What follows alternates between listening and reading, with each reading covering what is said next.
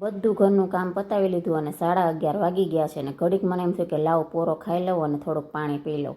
અને આજે બનાવવાનું છે ભીંડા બટેકાનું શાક. ને આજે શાકવાળા ભાઈ આવ્યા હતા ને તો લીંબુ લીધા છે એની આગળથી અને 50ના 250 લીંબુ છે. અને તમારે સિટીમાં ને તમારા ગામમાં લીંબુનો શું ભાવ છે ને મને કોમેન્ટમાં જણાવજો. તો મસ્ત મજાનું કોરું બટેકાનું ભીંડાનું શાક બની ગયું છે. અને જમવામાં હું અને રાજકુમાર બે જ છીએ. પતિદેવ કાંઈ જમવામાં છે નહીં. પતિદેવ તો સવારના વહી ગયા હોય એટલે રાતે આવે અમારે. અને અત્યારે લીંબુનો ભાવ એટલો છે ને તો આપણને એમ થાય કે કોકની ઘરે માંગવા ગયા અને ન આપે તો આપણે શું કરવાનું. પણ મારી ઘરે માંગવા આવે ને તો મારે તો લીંબુ દઈ જ દેવાના. ના તો જરાય પાડવાની મને ના પાડતા તો આવડતું જ નથી. અને જમવામાં જો બપોરે કોરું મસ્ત મજાનું ભીંડા બટેકાનું શાક, છાશ, કેરી અને ડુંગળી અને રોટલી બધું તૈયાર થઈ ગયું છે. અને જમી કાઢવીને હવે મારે આ ઘઉંની સાફ સફાઈ કરવાની છે. કેમ કે આને વહેલા ઠેકાણે પાડી દઉં એટલે આમાં જંતુ પડે નહીં અને મારે પાછા સાફ કરવા નહીં. એટલે મસ્ત મજાના જો અમે ઘઉં ચારી નાખ્યા છે. અને તમારે ઘઉં આવી ગયા કે નથી આવ્યા મને કમેન્ટમાં જણાવજો. તો મળીએ નેક્સ્ટ વિડીયોમાં. જય